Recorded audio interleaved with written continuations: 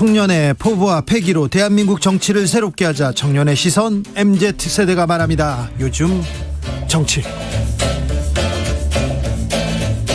2030 청년 정치인 어벤져스 청벤져스 본인 소개하고 시작하겠습니다. 네, 안녕하십니까. 김용태 국민의힘 청년 최고위원입니다. 네, 안녕하세요. 더불어민주당 전 비대위원 권지웅입니다. 네, 김용태 최고위원 회의 잘하고 있습니까? 예, 저희 주어진 소명에 따라서 잘 참석하고 있습니다. 분위기가 어떻습니까? 저희는 근데 최근에는 이번 주는 비공개에서 그렇게 많이 토론을 하거나 하진 않고 있어서 다들 말을 아끼시고 계셔가지고 말을 아껴도 회의에서 말을 아끼면 말을 글쎄요, 아껴도 너무 많이 아끼는 것 같은데 말씀하시는 것 자체가 다 현안으로 이어지고 이럴까봐 다들 조심하시는 것들 좀 보이는 것 같고요. 저희는 좀 조용히 넘어가는 것 같습니다. 회의는. 이준석 대표는 말을 안 합니까? 공개 회의에서 모두 발언 안 하고요. 비공개 회의에서 안건에 대해서 당무에 관해서만 질문을 하지 그 외의 현안에 대해서는 말씀 안 하고 있습니다. 네, 그래요? 네. 굉장히 좀 외로운 상황인 것 같아요. 당 대표가 겪어야 할 지녀야 할 그런 자리라고 생각되고요. 잘 이겨낼 거라고 봅니다. 어떻게 끝날 것 같습니까? 글쎄요, 전혀 예상을 할 수가 없고 저희는 윤리위의 판단을 기다려야만 할 것 같습니다. 지금 언론에서는 징계를 할 것처럼 말씀하시는 언론들도 많고 내부 분위기도 그렇지 않거든요. 그래서 근데 김용태 최고도 처음에는 이걸 어떻게 징계합니까? 징계 가능성 없습니다. 이렇게 얘기하다가 지금은 지켜보겠다고 바뀌었잖아요. 제가 어떻게 하겠습니까? 근데 저는 이번에 결정 못하지 않을까에 대한 생각 계속 가지고 있습니다. 아, 이번에 7월 7일에도? 예. 그럼 계속 이 문제가. 왜냐하면 지금 어떤 결정을 내리든 당이 양극단에서 지금 계속해서 분란이 있을 텐데 윤리위가 어떤 결단을 내리든 납득을 못할 거거든요. 양 당원분들, 저희 양극단에 있는 분들께서. 그렇기 때문에 어떤 수사 결과를 좀 보고 납득할 만한 결과를 내리지 않을까 생각됩니다. 청년 최고위원입니다. 그런데 이 윤리 문제, 이준석 대표의 징계 문제가 이렇게 그냥 트랙 위에 올라와서 계속 굴러가잖아요. 예. 조금 이해하기 힘든 대목이 좀 보이죠. 이해할 수 없어서 배후에 누가 있는 거 아니냐에 대한 이야기를 계속 이야기가 나오고 있고요. 왜냐하면 윤리위가 선거 전에 이런 걸 징계 절차 개시 의혹만으로 징계 절차 개시를 받았다는 것만은 납득하기 쉽지 않죠. 그것도 지명직도 아니고 선출직에 대한 당원과 국민이 뽑은 당대표를 향해서 징계 절차를 애매모호한 기준을 밟았다는 것 자체가 납득하기가 쉽지가 않죠. 배우라면 혹시 윤석열 대통령? 저는 그렇게 생각하지 않고요. 윤석열 대통령의 뜻을 자처하는 그런 핵관분들이 있지 않을까에 대한 생각은 있습니다. 오늘 윤핵관이 자기를 몰아붙이고 있다고, 그건 명확하다고 이렇게 이준석 대표가 얘기했어요. 네, 계속 이렇게 이준석 대표와 윤핵관의 기차 계속 달려갑니다. 이게 어찌됐건 우스꽝스러워지는 것 같아요. 만약에 정말로 그러니까 지금 최근에 이제 접대를 했다고 스스로 밝힌 대표가 그렇게 말했잖아요. 좀 구체적으로 2013년부터 16년까지 성접대 2번을 포함해서 20번의 접대가 있었고 장소나 사람, 시간 이런 것들 특정해서 진술했다라고 했는데 박근혜 시계도 줬다 그 얘기도 또 했어요. 근데 그런 것들에 대한 아무런 사실 정황이 없이 윤리가 굴러갔다고 결론이 나도 그것도 너무 우스꽝스러운 상황이 되고 근데 그게 아니라 반대로 이 어떤 아이카이스트 대표가 주장한 것의 일부라도 사실이라고 하면 그건 역시 문제가 되는 상황이에요. 예. 그러니까 앞으로 가든 뒤로 가든 지금 사실은 어느 쪽도 깔끔하게 뭔가 논란이 정리되거나 아니면 국민의힘에 타격이 없는 상태는 아니다 이렇게 보여지네요. 그렇기 때문에 저도 윤리가 이번 주 결정하지 을 거라고 생각합니다. 그래요? 예. 그러면 결정을 안 하면 또 다음 주에 그 다음 주에 계속 굴러갈 거 아니에요? 수사 결과를 좀 보면서 판단하지 않을까 수사 결과까지 또 수사 결과 누가 조사를 받았고 이번에 무슨 얘기가 나왔다 또 변호사 통해서 나오고 이야 너무 즐거워하시는 것 같은데. 아니요 이게 머리가 아파. 빨리 결론을 내려줬으면 좋겠어요. 국민들은요 피곤해요. 맞습니다. 네, 이게 무슨 민생하고 무슨 상관이 있습니까? 이게 무슨 국민하고 무슨 상관이 있습니까? 그렇죠. 네, 민주당 가봅시다. 자, 민주당 박지원 전 비대위원장 어떻게 된답니까? 당대표 나간다는 겁니까? 만다는 겁니까? 지금 일단 비대위 발언으로 보면 다들 들으셔서 아시겠지만 비대위에서는 당원 자격 그러니까 당비 납부 6번을 하지 않은 상태에서 예외적으로 자격을 줄 수 있으나 예외적으로 자격을 줘야 될 이유를 찾지 못했다 이렇게 일단 이야기를 한 상태예요. 그러니까 지금은 자격이 없는 상태라서 아마 출마하기 어려울 걸로 보여지고. 근데 본인은 한다잖아요. 이제 본인이 이제 중앙위원회 그 전에 이제 당대표 비대위원장, 그러니까 당대표 격인 비대위원장을 맡을 때 중앙위원회에서 선출되었기 때문에 네. 그 자격이 있다고 주장하시는데 저는 이 부분은 적절한 주장이 아니라고 보여집니다. 저도 그렇게 생각하거든요. 늘 정치를 하면서 절차의 정당성을 중요하다고 말씀드리는데 이건 박지원 비대위원장이 실수한 거라고 저는 생각돼요. 저는 당직자와 공직자를 지금 헷갈려 하시는 것 같은데 지금 박지원 비대위원장이 말씀하시면서 본인의 논리를 정당화하면서 예를 들었던 게 이제 김동연 경기지사를 말씀하셨잖아요. 근데 그거는 공직자고 정당이 어떤 선거에 내보내기 위해서 그렇죠. 어떤 중도 확장을 하기 위해서 뭐 모셔올 수 있죠. 예. 영입한 인사. 그거는 그렇지만 당직자, 특히 당 대표는 당원들 대표하는 그런 직책인데 거기에 대해서 예외를 조항을 입힌다 저는 맞지 않다고 생각합니다. 민주당 내 여론은 어떻습니까? 좀 세대별로 젊은층, 여성층은 그래도 박지원 전 비대위원장 그래도 좀 나와서 나와서 레이스를 펼칠 수 있게 그렇게 도와줘야 된다 이런 의견도 좀 있습니까? 근데 전체 여론을 제가 알지는 못하는데요. 근데 제가 느끼기로는 주변 분위기도 안 좋은 것 같습니다. 왜 그러냐면 그러니까 예를 들면 자격이 있는 조건에서 박지원 위원장 님 정도가 나가서 네. 당대표 경선을 치르는 게 좋겠다 이런 것과 그게 아니라 자격이 없는데 그에게 특별히 자격을 줘야 하고 그럼으로써 이제 출마할 수 있게 만들어야 된다는 건 좀 다른 것 같아요. 네. 그리고 이 자격이라고 한 게 아주 문턱 높은 것이 아니잖아요. 그러니까 당대표가 되기 위해서 당비 6번을 납부하는 게 자격이란 말이에요. 근데 그것이 안 된 상태에서 당대표 출마를 좀 억지 부린다 이런 느낌으로 좀 논의되는 것 같습니다. 그러니까 뭐 박지원 비대위원장 계속해서 본인은 당을 위해서라는 말씀 많이 하시는데 저희가 봤을 때는 개인적으로 되게 조급해 보여요. 본인이 젊은 나이에 그 비대위원장에서 역할을 하고 나서 물러났잖아요. 거기서 개인적인 어떤 심경의 변화가 있는 건지 잘 모르겠습니다만 지금 굉장히 어떤 조급해 보여가지고 좀 안타깝습니다. 네, 목소리를 계속 높이고 있는데 이번에는 또 이재명 의원한테 이재명 무엇이 두려운가 이렇게 얘기하는 것 같은데 두려워하지는 않는 것 같은데요. 그러니까 저는 그 포인트가 되게 오만해지는 포인트라고 생각하는데요. 그러니까 자격이 없지만 예외를 둘 수 있기 때문에 그 예외로 인정해달라라고 요구하는 것과 그걸 인정해주지 않는 상태를 두고 날 막고 있다. 예. 혹은 아니면 날 두려워하고 있다라고 규정하는 건 조금 달라요.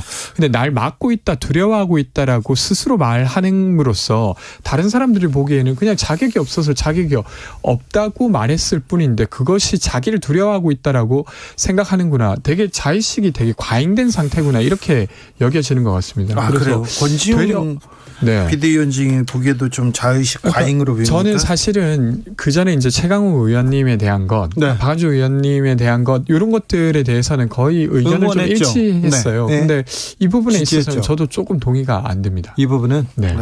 청년들도 이렇게 좀 동의하지 않고 동의하지 못하고 있는 상황인 것 같습니다. 지금 그 박지원 전 비대위원장은 우군이 별로 없어요. 그런데 이 난국을 어떻게 돌파할지 한번 또 지켜보겠습니다.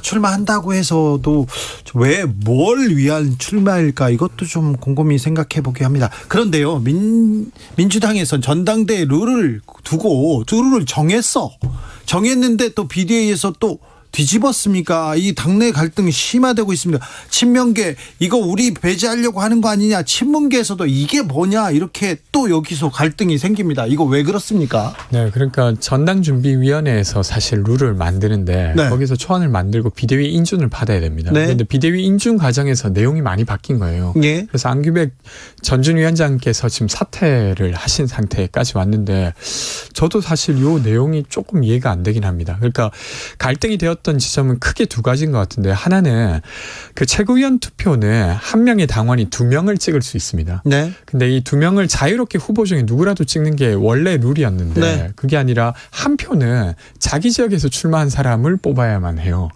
그러니까 어떻게 보면 약간 투표권이 제한된다는 느낌을 확실히 받으시게 되는 것 같고요. 그리고 또 하나 더는 저희가 이제 1차 경선, 2차 경선이 있다고 말씀드릴 수 있을 것 같은데 컷오프 과정이 처음에 있습니다. 그게 1차 경선이죠. 근데 그것이 중앙위원회라고 하는 600명에서 한 700명 사이에 있는 위원들이 투표를 해서 결정을 하는 거거든요. 거기서 당대표는 3명까지, 뭐 최고위원들은 8명까지 후보를 줄이는 건데, 근데 요것을 사실 국민 여론조사를 포함해서 첫 번째 컷오프도 하자. 네. 이렇게 전준희가 초안을 냈는데 이것이 비대위에서 없어져 버렸어요. 네. 근데 사실 지금 민주당의 행보가 시민들의 요구와 조금 괴리되어서 지금 선거에서 판판이 지고 있기 때문에 시민의 의견을 받아서 첫 번째 경선부터 치르자는 요구가 저는 일정 정도 합당하다고 생각합니다. 네. 근데 이것을 그렇게 되면 뭐 이재명한테 유리한 거 아니냐, 불리한 거 아니냐 이렇게 이야기하기 이전에 사실은 근본적으로 지금의 어떤 비상 상태를 인정한다고 하면 저는 민심을 좀 더 적극적으로 들을 필요가 있는데 그것을 또 비대위에서 지금 엎은 상태예요. 아무튼 민심에서 멀어진다. 아무튼 그 삿바 싸움하고 있다고 보이거든요. 국민들은. 제가 뭐 민주당의 당내 상황을 제가 말씀드리긴 좀 조심스러운데, 그러니까 말씀하신 대로 왜 그렇게 최고위원을 투표하는데 규제하고 이렇게 하는지 잘 이해가 안 가요. 왜 그 지역별로 권역별로 나눈다고 하잖아요. 이게 저는 왜 이런 발상을 했는지 도저히 이해할 수 없고요. 네. 그냥 가장 당원분들이 원하시는 분, 그리고 또 룰에 따라서 국민 여론조사에 의해서 가장 우선하는 자가 최고위원이 되면 되는 것이지 왜 지역별로 할당을 하는 것처럼 그러니까 느껴지게끔. 사실은 지역 안배라고 하는 게 저희가 이제 민주당 같은 경우는 호남에 사실은 당원들이 많이 계십니다. 네. 지금은 수도권에도 많이 계시지만 네. 그래서 전국 정당화 하기 위해서 대의원이라는 제도를 두고 있어요. 그러니까 지역위원장들이 정해진 수의 대의원들을 두고 있고 이번에도 대의원들의 투표가 30%나 반영됩니다. 그래서 여기에 더해서 굳이 지역별로 투표를 하게 할 필요가 있었을까 하는 생각은 저도 듭니다. 두 청년 정치인이 보기에는 상대당이 이렇게 보면 좀 위안이 되죠. 그렇지 않아요? 누가 더 못하나 이런 경쟁하는 것 같고. 아니 그래도 뭐 저희 재미나 이런 국민들의 관심은 저희 국민의힘이 더 많은 것 같습니다. 그럼요. 예. 윤리위 아니 그런 얘기가 것뿐만이 나오잖아요. 아니라 지난 6월 전당대회 이후부터 늘 지금까지 언론의 이슈는 저희 국민의힘이 다 가져오는 것 같아서 이슈를 가져가는데 좋은 이슈만 가지고 가야 되는데. 잘하겠습니다. 그렇죠. 아니, 지지율이 계속 떨어지고 있는 걸 보면 그게 이제 국민들에게 좋은 이슈는 아니었던 것 같아요. 국민의힘 지지율이 계속 떨어지고 대통령 지지율이 떨어지니까 또 민주당에서 이렇게 갈등 만들어 주는 거 아닙니까 이거?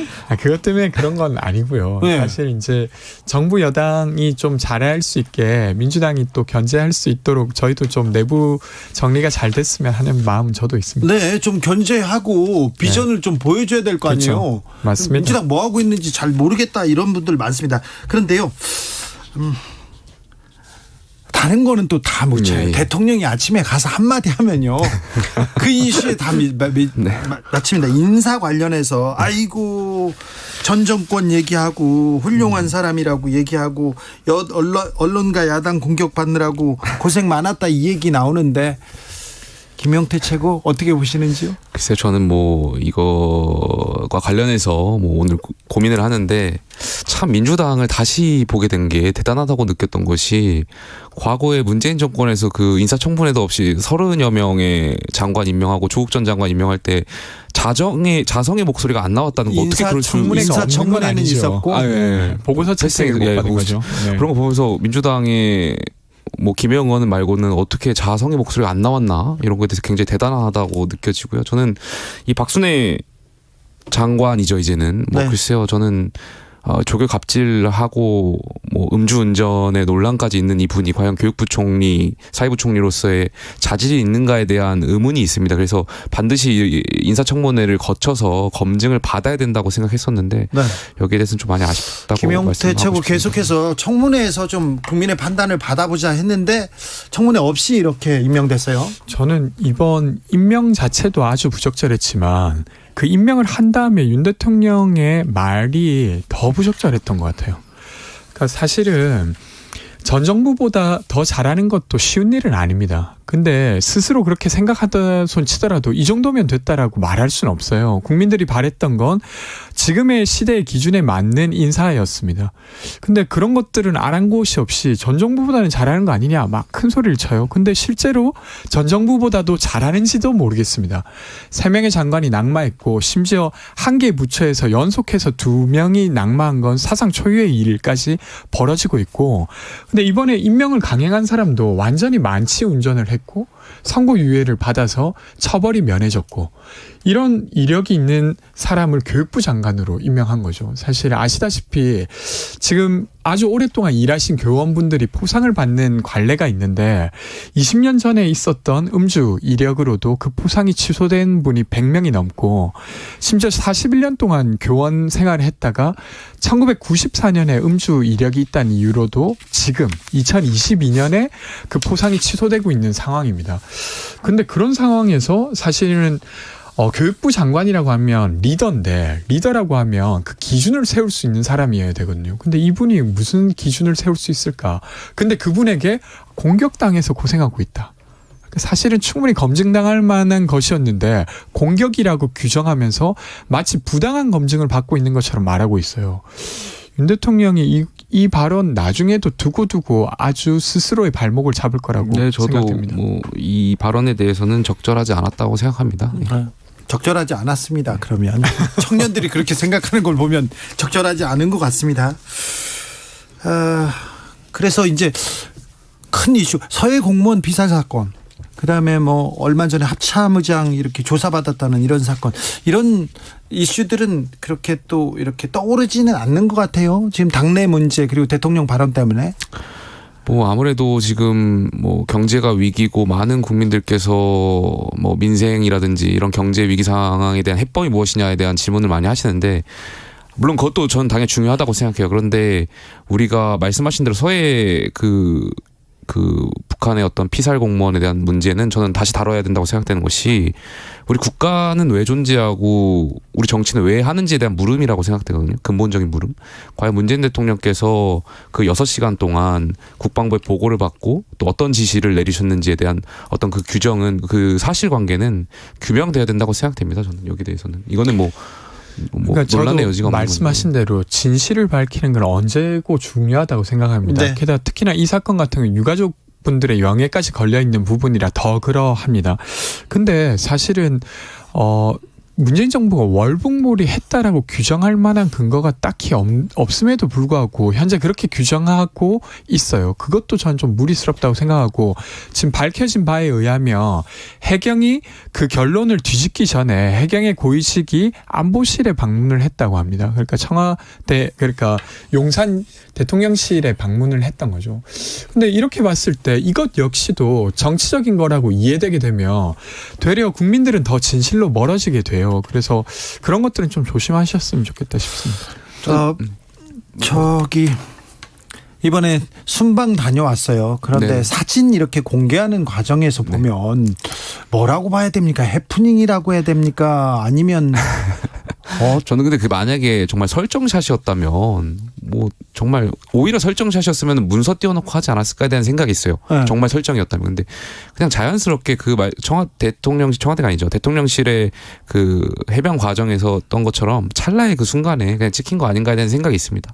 정말 설정이었다면 더 설정샷을 과하게 했겠죠. 만약에 김용태 최고를 굉장히 아끼거나 이렇게 생각하는 사람이면 그 설정샷 그 한 컷에서도 고민할 거잖아요.